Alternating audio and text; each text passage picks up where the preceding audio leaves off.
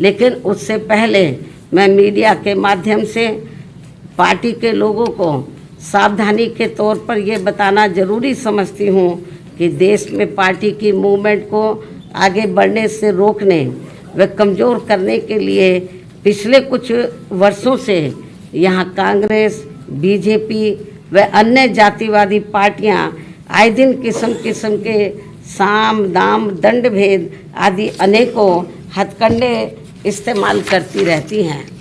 जिनका सही व समय से मुंह तोड़ जवाब देकर वे हर प्रकार की सावधानी बरतते हुए ही अपनी पार्टी के लोगों को पूरे देश में बीएसपी को हर स्तर पर मजबूत बनाना है और खासकर आबादी के हिसाब से देश के सबसे बड़े प्रदेश यूपी में फिर से यहाँ अपनी पार्टी बीएसपी को सत्ता में लाना भी बहुत ज़रूरी है। लेकिन यहाँ यूपी की आम जनता को सजग व सचेत करने के उद्देश्य से ये कहना ज़रूरी समझती हूँ कि पिछले महीने सन 2025 में उत्तर प्रदेश विधानसभा के हुए शीतकालीन सत्र के दौरान राजधानी लखनऊ में अकेले बीजेपी के ही नहीं बल्कि सपा व कांग्रेस के भी ब्राह्मण समाज के सभी विधायकों तथा सरकार के मंत्री आदि ने भी एक जगह इकट्ठा होकर अपने ब्राह्मण समाज की वर्तमान बीजेपी की सरकार में भी हर स्तर पर हो रही उपेक्षा तथा इन पर आए दिन हो रही जुर्म जाति आदि को भी लेकर काफ़ी चिंता व्यक्त की गई है और ये स्वाभाविक भी है। जबकि यूपी में हमारी पार्टी ने पिछले कई हुए विधानसभा आम चुनाव में टिकट देने व सरकार बनने पर अन्य वर्गों की तरह ब्राह्मण समाज को भी हर स्तर पर उचित भागीदारी दी है। साथ ही इनके ऊपर किसी भी प्रकार से कोई भी अन्याय अत्याचार आदि नहीं होने दिया है, जिसे ध्यान में रखकर अब यहाँ ब्राह्मण समाज को भी कांग्रेस, बीजेपी व सपा आदि इन पार्टियों के किसी भी बहकावे में नहीं आना चाहिए। वैसे भी अब ब्राह्मण समाज को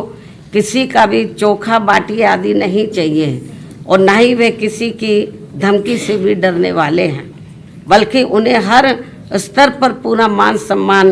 व उचित प्रतिनिधित्व तथा रोटी रोजी के भी साधन चाहिए। साथ ही इनके ऊपर कोई भी जुर्म जाति आदि नहीं होनी चाहिए, जो ये सब इनकी चाहत अभी तक बीएसपी की सरकार में ही पूरी हुई है। और इस बार बीएसपी की सरकार बनने पर फिर से इनकी ये सब चाहत जरूर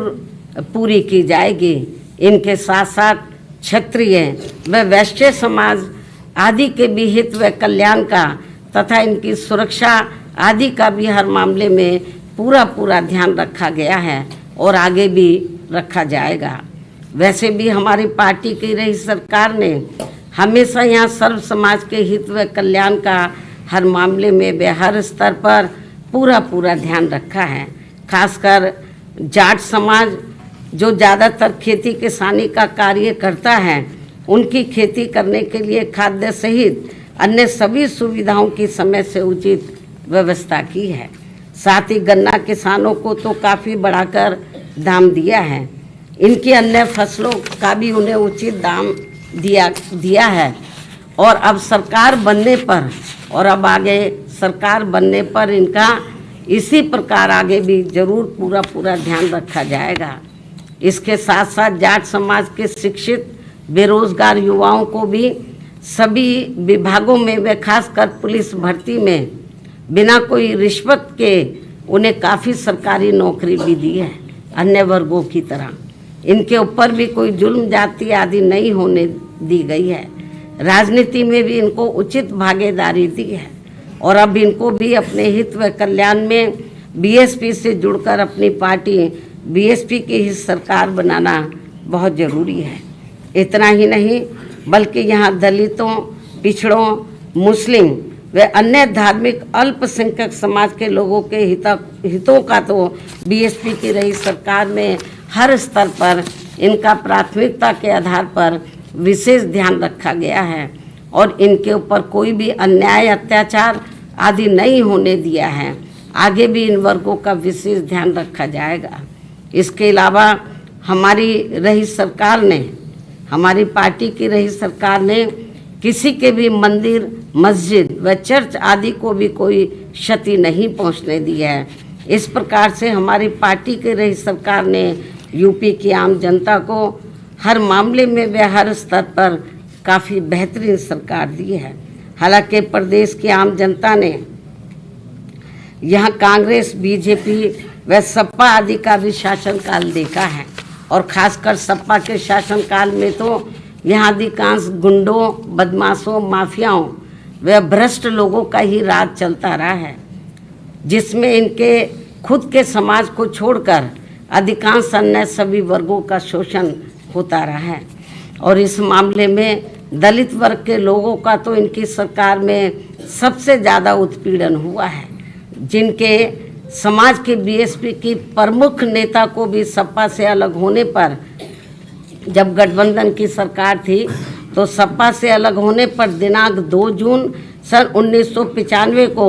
यूपी के लखनऊ सरकारी गेस्ट हाउस में मेरे ठहरने के दौरान वहां सरकारी मशीनरी की मदद से सपा के कई हजार गुंडों व बदमाशों आदि ने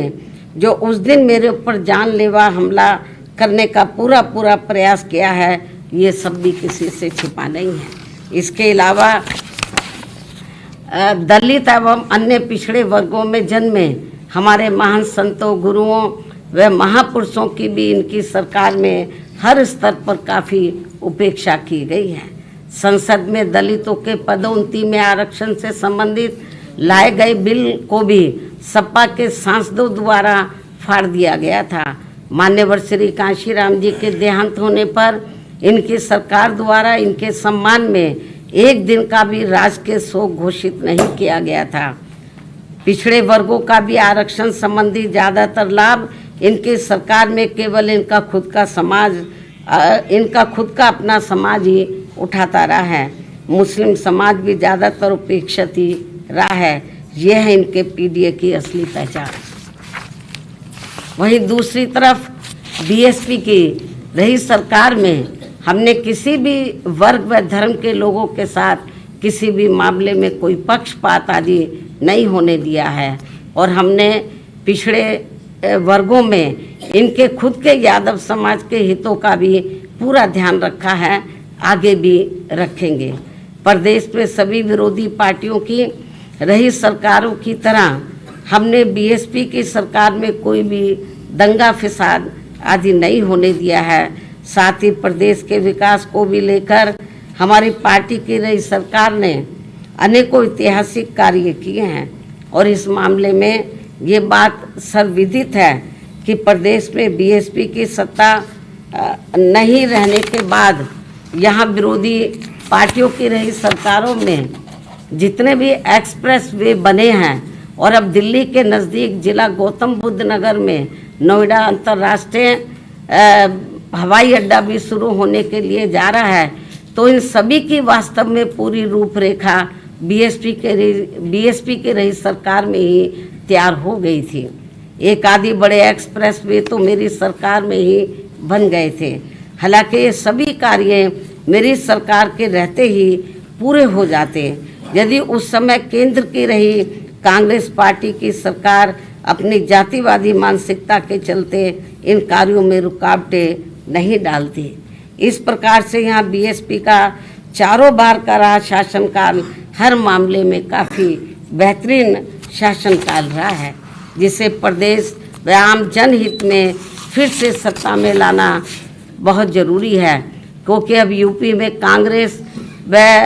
सपा की रही सरकार की तरह वर्तमान में बीजेपी की चल रही सरकार में भी यहाँ की आम जनता व विशेषकर दलित एवं अन्य उपेक्षित वर्गों के लोग हर स्तर पर काफ़ी ज़्यादा दुखी व परेशान हैं। इनके नेता लोग मौजूदा सरकार में अधिकांश अपने खुद के नफ़े नुकसान में ही लगे रहते हैं। इनका अपने समाज के नफ़े नुकसान से कोई लेना देना नहीं है, ऐसा इन वर्गों के लोगों का मानना है। अभी भी प्रदेश में कानून व्यवस्था सपा की रही सरकार की तरह काफ़ी बिगड़ी हुई है। सरकार को बिना पक्षपात के काफ़ी सख्ती करने की ज़रूरत है। ऐसी स्थिति में यूपी की आम जनता बीएसपी के 4 बार के रहे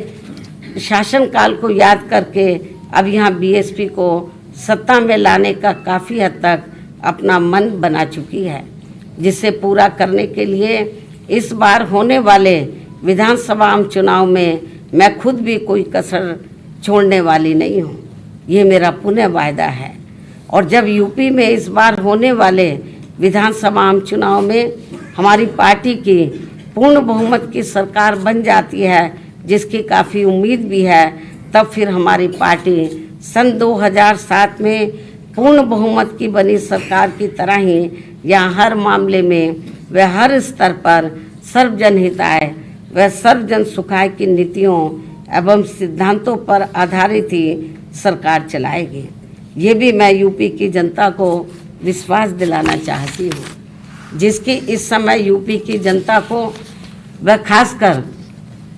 दलित एवं अन्य उपेक्षित वर्गों के लोगों को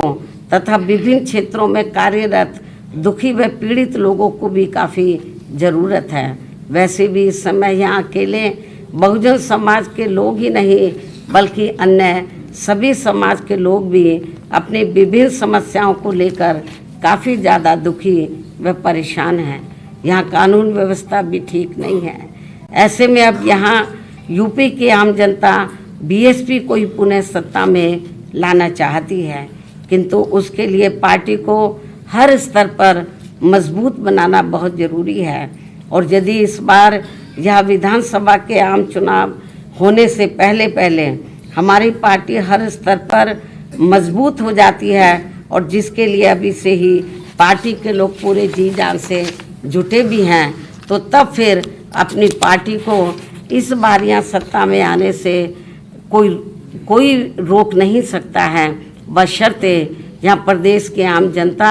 चुनाव के दौरान कतई भी गुमराह नहीं होती है। इसके साथ साथ पिछले कई चुनावों की तरह इस बार भी होने वाले विधानसभा आम चुनाव में ईवीएम में धांधली व बेईमानी आदि नहीं की जाती है, जिसकी ये आम चर्चा है।